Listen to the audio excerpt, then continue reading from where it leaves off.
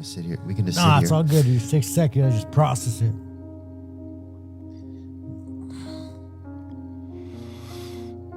I feel that.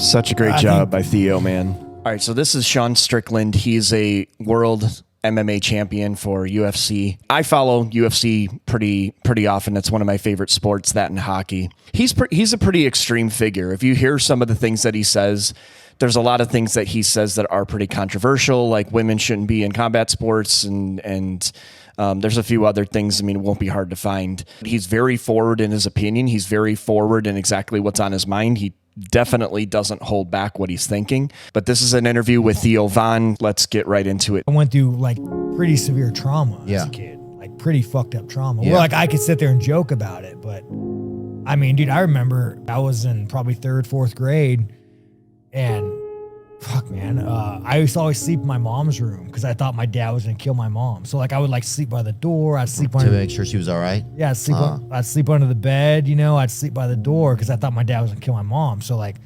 one day, dude, it was so fucked up. Like it was just got a bad fight, like 3rd, 4th grade. By the way, one thing that I do whenever I'm either nervous or talking about something that is very deep and emotional, I actually tend to put my hand over my head just like he's doing. If I'm talking about something very deep, that tends to be a thing that I actually do. So it's just one thing that I recognized in his body language, and I have a feeling he's about to go into something deeper here. And my dad's like, fuck that. He's not sleeping here tonight. He's not, like, kick him out.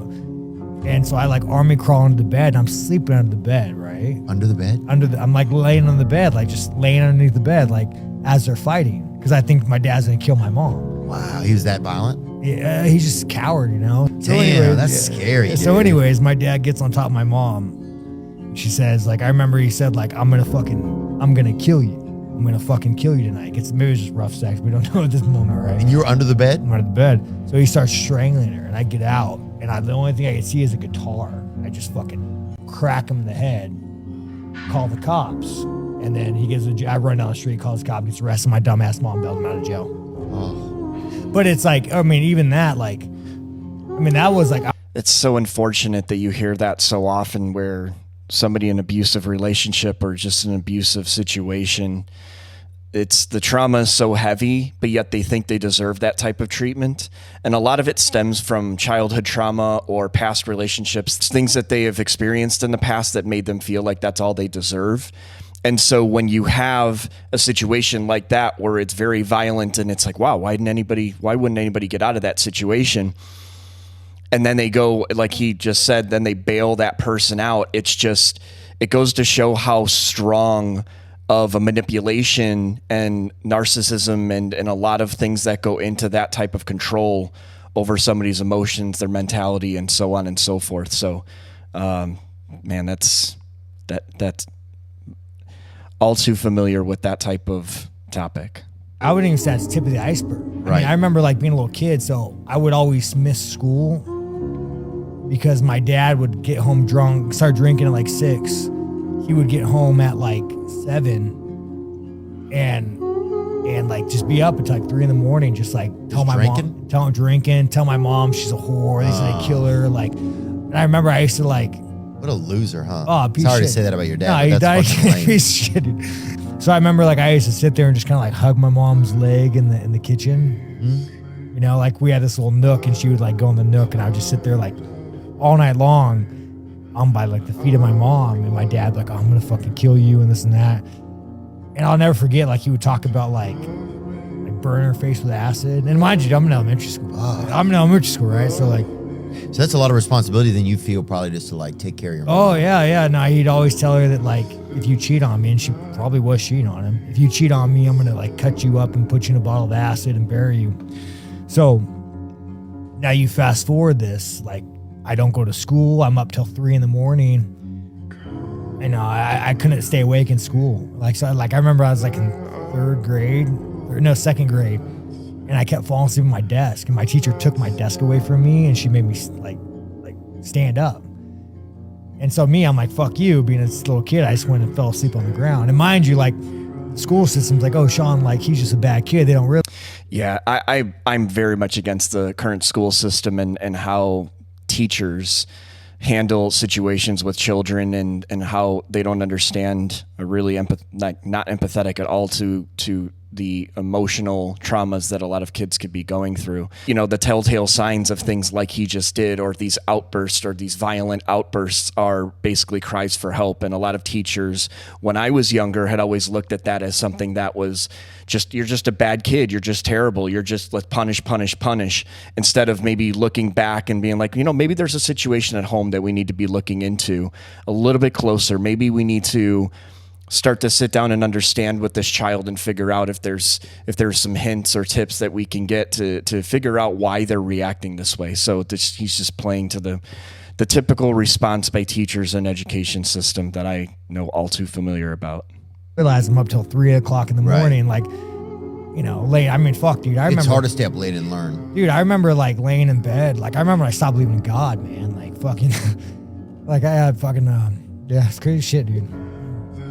Crazy shit, man. Yeah.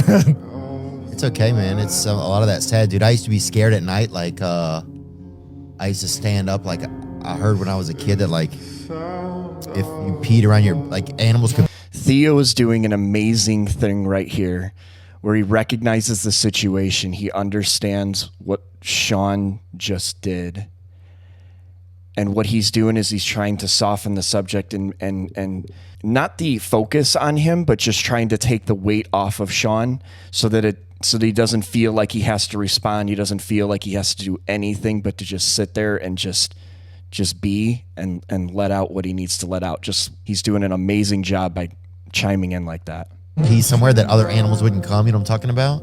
You know what I'm talking about? Huh? He's crying too. Have you ever heard that? Theo had tears. Yeah, I'm sorry, bud. So, man. I'm sorry, buddy. It's all good, dude.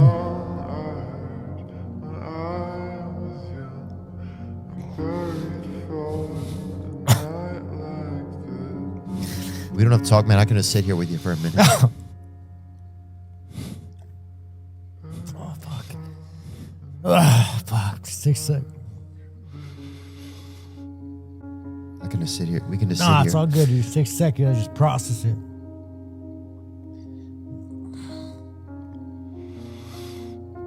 I feel that.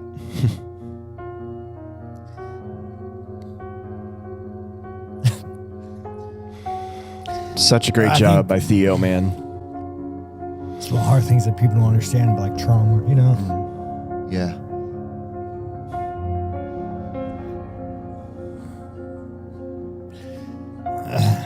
Sometimes it just comes out. Oh, no, dude. Like, I remember I have a hole in my gum.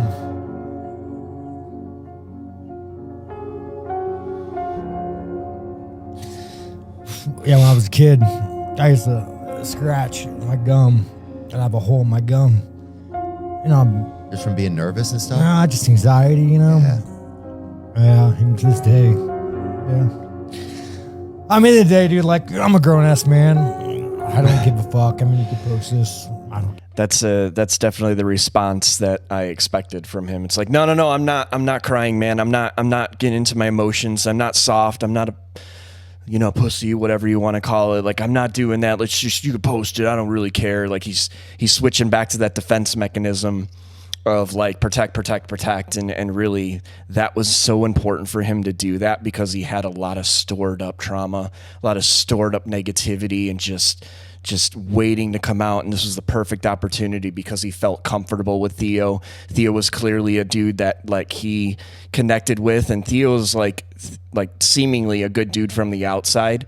And I think this just gave a great example of how he connects to the people that he talks with. And he was in a comfortable setting telling a story that obviously he really holds close to the chest. And I give Theo a lot of credit just really letting him let this out. But that was definitely a defense mechanism by Sean to be like, no, man, that's not what I do. Care. Oh, dude, I don't have any. No, it's all good, dude. I mean, it is what it is, dude. Like, it is what it is. Like, people understand, like, when I talk about, like, oh, I'd kill a man, it's like, you don't understand, dude. Like, when you go through that level of trauma, like, you just view the world differently. You know, so it's like I have a hole in my gum because I'd have so much anxiety as a kid, and I would just scratch my gum until like, I mean, just blood, you know. And you know, you're in pre-elementary school, you don't know why you're doing it. Yeah. Yeah, fucking A. I mean, I remember like suicide, you know, like you don't even know what suicide is when you're a kid. When you're really talking about suicide, like being a little kid, like laying in bed, like just like, man, I'm done with this shit. You know, like there can't be a God.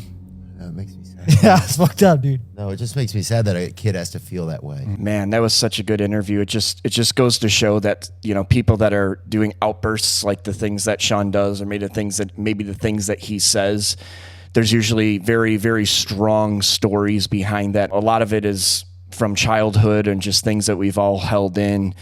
Man, I think psychedelic retreat would be good for Sean. You know, something like a DMT or 5-MeO DMT, which is what I did that completely changed my life and helped me heal a lot of internal traumas and just let it all out. Kudos to Theo for allowing him to really open up like that. It's, you know, trauma's a bitch, man. If you feel like something is tearing you up inside like that, you look for healthy outlets. Bikram hot yoga was a huge outlet for me. I did, you know, psychedelic retreat for veterans, which really helped me, force me going through those particular situations in my mind and allow my emotions and my heart to really open and just let that all out.